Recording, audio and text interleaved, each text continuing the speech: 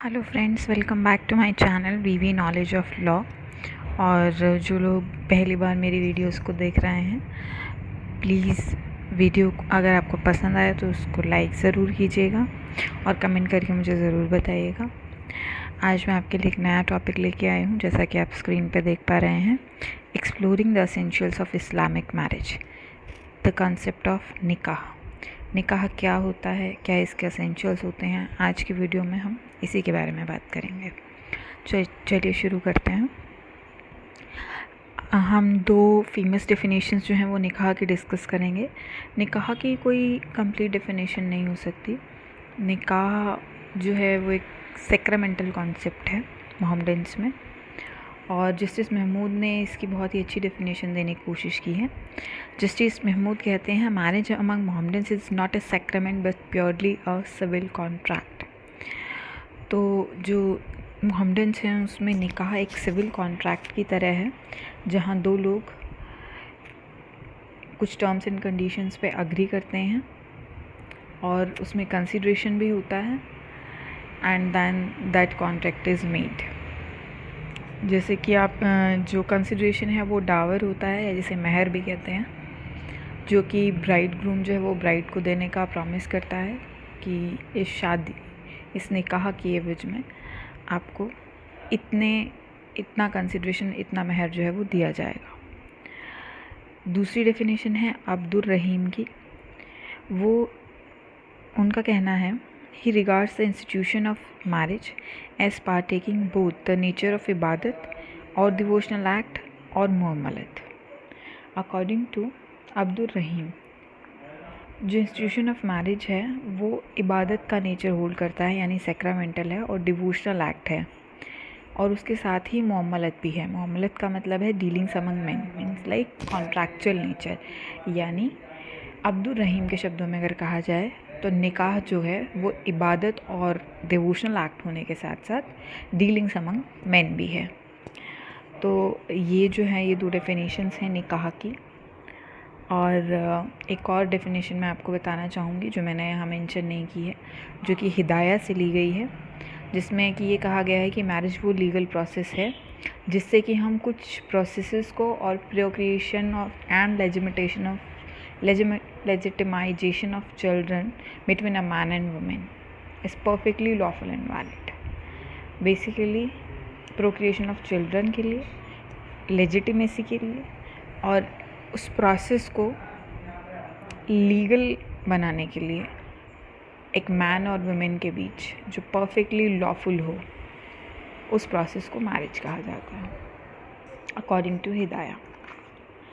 अगर आपसे कोई पूछे कि निकाह जो है वो एक प्योरली सिविल कॉन्ट्रैक्ट है या सैक्रामेंट है, तो 90% आपका जवाब होना चाहिए सिविल कॉन्ट्रैक्ट, क्योंकि no doubt sacramental things are also there in nikah, but it is more of a kind of a civil contract. Now next हम आगे चलते हैं। essentials of निकाह। एक वैलिड निकाह के लिए क्या क्या essentials होते हैं, कैसे जो है ये डिटरमाइन किया जाएगा कि निकाह जो है वो वैलिड है या नहीं है। सबसे पहला एसेंशियल है निकाह का सेम सिटिंग। निकाह जो है वो सेम सिटिंग में परफॉर्म होना चाहिए। सेम सिटिंग का मतलब है ट्रांजैक्शन जो है वो कंटिन्यूटी में होनी चाहिए, बीच में किसी तरीके का कोई पॉज या गैप नहीं होना चाहिए। फॉर एग्ज़ाम्पल, अगर to be wife W says कि अभी मुझे समय चाहिए सोचने के लिए और उसके बाद मैं बताऊंगी, तो this is not same sitting. Same sitting means the bride and groom should be sitting in front of each other and whether the efficiency is upon continuity। ऐसा नहीं है कि वो दोनों सामने सामने बैठे हैं तो ही उसे सेम सेटिंग बोला जाएगा, उसे तब भी सेम सेटिंग बोला जाएगा अगर वो जो प्रोसेस है वो कॉन्टीन्यूस है और उसमें कोई पॉज नहीं आया। फॉर एग्जांपल, अगर वो लोग इंटरनेट पे भी आमने सामने बैठे हैं और सेम चीज़ जो है वो डिस्कस कर रहे हैं, एंड इन दैट कोर्स अगर कंटिन्यूटी में जो है वो उसी समय पर ऑफर और एक्सेप्टेंस दोनों हो जाता है, तो that can also be a valid निकाह। तो निकाह के लिए उनका आमने सामने होना ज़रूरी नहीं है, लेकिन सेम सेटिंग में होना चाहिए। ऐसा नहीं कि आप उसे थोड़े समय के लिए टाल दे रहे हैं, या इस तरीके से नहीं होना चाहिए। तो it should be same setting in the continuity of transaction, no pause should be there. और जहाँ तक बात करें हम सुन्नी और शिया की, बिकॉज आपको पता है कि 2 सेक्ट हैं मोहम्मदन्स में, सुन्नी और शिया, जो कि बहुत ही मेजरली फॉलो करते हैं मुस्लिम लॉ को। तो इसमें सुन्नीज़ में जो है वो 2 विटनेस की प्रेजेंस एसेंशियल होती है, वो चाहे 2 मेल हों या 1 मेल और 2 फीमेल हों। मतलब अगर फीमेल है तो वो 2 फीमेल 1 मेल के बराबर मानी जाती हैं। शादी के समय सुनने में विटनेस का होना बहुत ज़रूरी है, और डिवोर्स के टाइम पे इनको किसी विटनेस की ज़रूरत नहीं होती। जबकि शिया में मैरिज के टाइम पे किसी विटनेस की ज़रूरत नहीं होती, लेकिन डिवोर्स के टाइम पे इनको 2 विटनेस की ज़रूरत होती है, विच शुड बी 2 मेल्स और 1 मेल और 2 females. Then requirement of witness जो है वो बहुत ही एसेंशियल है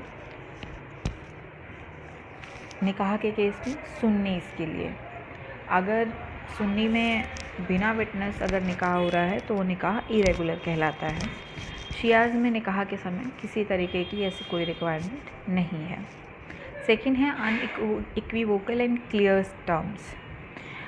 जब भी आप निकाह के बारे में बात करेंगे तो आपके मन में, आपके ऑफर एक्सेप्टेंस में किसी तरीके की कोई अनसर्टेनिटी नहीं होनी चाहिए, कोई एम्बिग्यूटी नहीं होनी चाहिए। जो भी टर्म्स आपके निकाह की रखी हैं वो अनइक्विवोकल होनी चाहिए और क्लियर होनी चाहिए।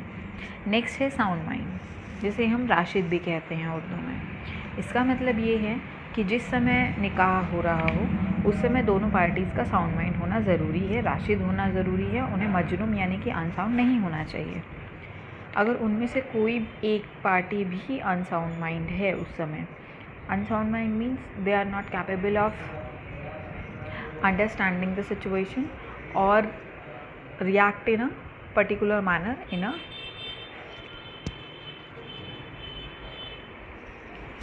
Particular manner, yes. और ड्यूरिंग दैट टाइम अगर कोई भी वैलिड, अगर निकाह के समय कोई भी साउंड माइंड नहीं है एक पार्टी, तो वो निकाह जो है वो वैलिड नहीं होगा। नेक्स्ट है एज ऑफ पुबर्टी। स्पाउसेस जो हैं यानी जो निकाह कर रहे हैं वो एज ऑफ पुबर्टी अटेन कर चुके हों यानी बालिग हों। In Mohammedans it is 15 years or more at the time of marriage in the ancient Mohammedan law, but after prohibition of Child and Marriage Act, क्योंकि जो एज है वो 18 सेट कर दी गई है for a girl, and that particular act is over riding the ancient law also. So now 18 years और मोर जो है उनकी एज होनी चाहिए, and for male it is 21 years. In that case only जो एज ऑफ पुबर्टी है वो attain की गई होगी, तभी वैलिड निकाह होगा। और पुराने समय में जो पहले निकाह हुए हैं, अगर जो स्पाउस है उनकी एज ऑफ पुबर्टी उन्होंने अटेन नहीं की है, in that case marriage has to be contracted by guardian only, because they are not capable of giving free consent and they consent did not consider age consent.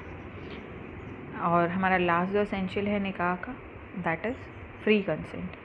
अगर spouse खुद अपनी निकाह के लिए कंसेंट दे रहे हैं तो उनकी कंसेंट फ्री होनी चाहिए, और अगर वो पुबर्टी अटेन उन्होंने नहीं की है और गार्डियन अगर दे रहे हैं उन कंसेंट, तो गार्डियन की कंसेंट भी फ्री होनी चाहिए।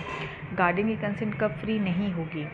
अगर वो कंसेंट किसी तरीके के कॉशन से, किसी फोर्स से दी गई है, किसी फ्रॉड से ली गई है, या मिस्टेक ऑफ फैक्ट आइडेंटिटी से ली गई है, तो उस केस में वो कंसेंट जो है वो फ्री नहीं होगी, और जो मैरिज है, वो जो निकाह है वो भी वैलिड नहीं होगा।